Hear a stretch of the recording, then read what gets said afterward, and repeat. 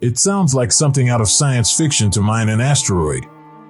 Undoubtedly, it has played a significant role in a number of stories, including comedies and serious thrillers, Alien, Red Dwarf. But up until the last 10 years or so, it didn't consider reality.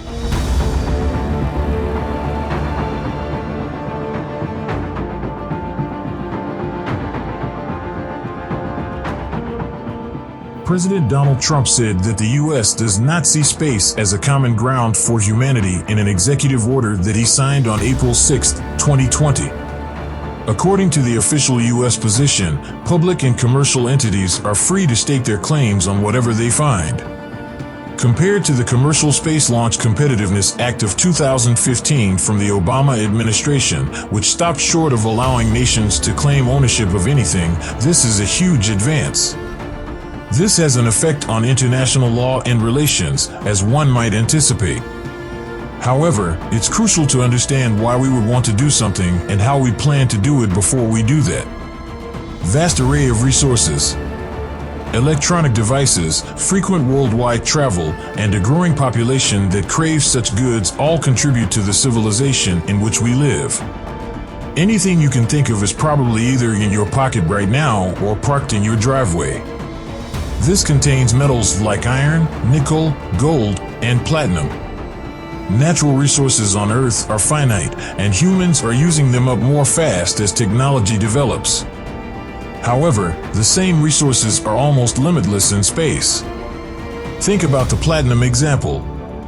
This metal is used as a catalyst to turn crude oil into substances that can be used as fuel and in goods like cardiac pacemakers. Platinum is regarded as being rare on Earth. But even without taking into account additional resources, there is a billion times more platinum in our solar system's asteroid belt than there is on Earth. Water is the most priceless resource. Doesn't it sound strange?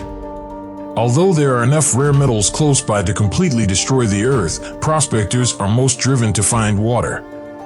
In reality, water is a source of life. Nevertheless, they are looking for fuel rather than life. Water is made up of two elements, hydrogen and oxygen. This separation can be accomplished using an electrical catalyst and either internal or external equipment.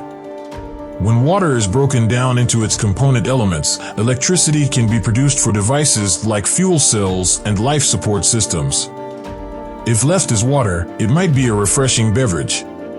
Space depots will be constructed by NASA.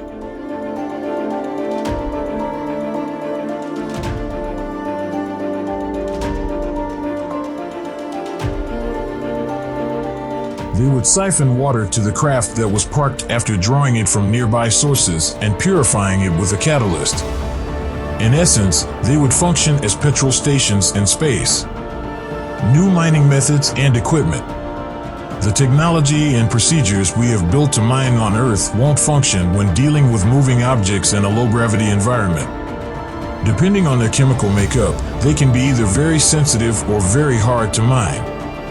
The water concentration of the delicate asteroids, also known as carbonaceous chondrites, is noteworthy. They might be mined by a swarm of bots with prickly feet. The bots would latch, extract whatever minerals they needed, including water, and then head back to base. These asteroids are so sensitive that the bots wouldn't even need to drill, they could simply scratch down the surface. M-type asteroids are particularly difficult to mine, metallic. They pose a bigger issue because they are essentially big pieces of flying metal. Magnetizing them and luring them towards Earth for processing might be simpler. The solar system would subsequently be colonized as a result. Asteroids were dragged closer to Earth. They were treated in space, on the moon, or on other worlds. This would enable the purification of these materials prior to their return to Earth. More importantly, they might be used to establish new colonies and maintain existing ones. The asteroid mining-related businesses would create the first permanent human colonies outside of Earth. We will only be guests in space until we learn how to live off the soil there, says Rick Tumlinson, chairman of Deep Space Industries. Microgravity Foundry has developed powerful 3D printers that can function in zero gravity. These can be used to build solar-powered power plants, communication tools, and eventually entire colonies as more materials are mined. Market values are irrational. The numerical units used to measure space distances are challenging for the human brain to comprehend and contextualize. Because of their size, the distance to an object outside of our solar system is expressed in terms of light years in order to make things more manageable. A light year is a unit of measurement for the annual distance traveled by light, and it is equal to approximately 9.46 trillion kilometers, 5.88 trillion miles. Astronomical units are used to measure distances inside our solar system, AU. 1 AU, or the average distance between Earth and the Sun, is around 150 million kilometers, 93 million miles. Even if it's a tiny unit, that's challenging to comprehend. Imagine a quintillion dollars. From now on, QT acronyms will be used.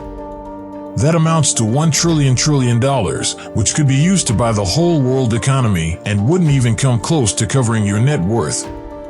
Mesalina, the cheapest huge mineable asteroid, only costs $1.07 QT. At $26.99 QT, Davida is the most expensive. The entire number of zeros from all of the lesser-known mineable asteroids outside the top 50 would undoubtedly go over the word limit for this section. The economic climate will alter. The De Beers Corporation once held a diamond monopoly, giving them market power. It was a way for them to keep their prices high while increasing their earnings. Imagine returning with $1 quintillion worth of diamonds to Earth. If supply grew faster than demand, diamond values would crash. They might be a free addition to Happy Meals at McDonald's. This is great news for us consumers. However, this is not beneficial for companies and countries whose economies heavily rely on these resources. The cobalt, gold, and platinum industries are significant on the African continent, which has 30% of the world's natural resources. How space mining will ultimately impact these companies is difficult to foresee. The cost of mining asteroids and transporting the resources to Earth varies. Perhaps the marketplaces in space will be more advantageous for asteroid miners. But if space mining increases the number of competitors for terrestrial businesses, it would force countries that produce minerals to fundamentally change their economies. Many countries might not have the wherewithal to pay for a space trip to find new resources. Additionally, it could damage relationships abroad. Asteroid miners might find it unprofitable to sell their products on Earth if costs fall too low. Yes, this is your standard US versus Russia space race conflict, similar to the race to place a man on the moon. Relations internationally are already being strained. There is still a race to the moon. This time, though, there is a lot more Putin and less communism. The Russian space agency Roscosmos stated in a statement that attempts to expropriate outer space and aggressive intentions to truly control areas of other planets scarcely set the countries on course for beneficial collaboration. There was for today simply unacceptable with us. According to Kremlin to like our video and subscribe to our channel. Issues in international law.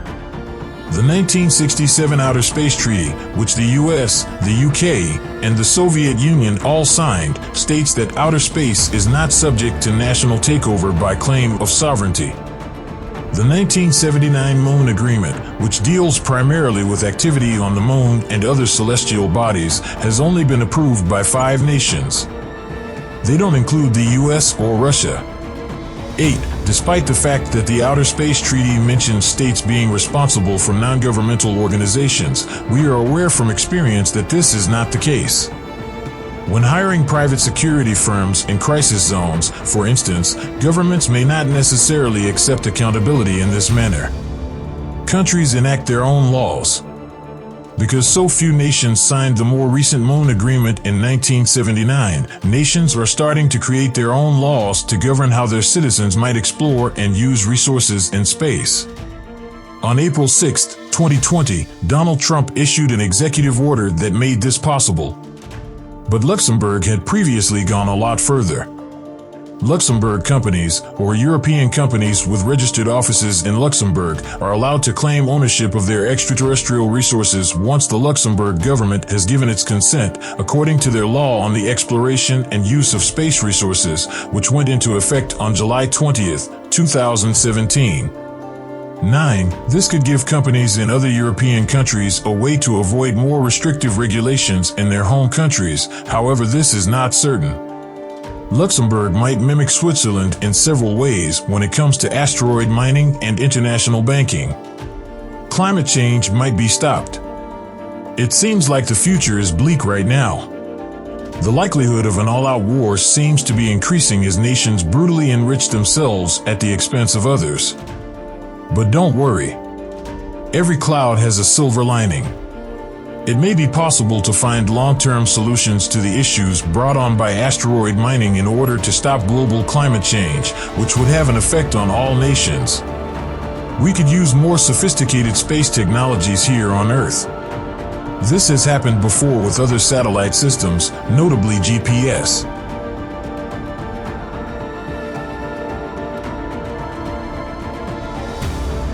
That was for today. Thank you for staying with us. Don't forget to like our video and subscribe to our channel.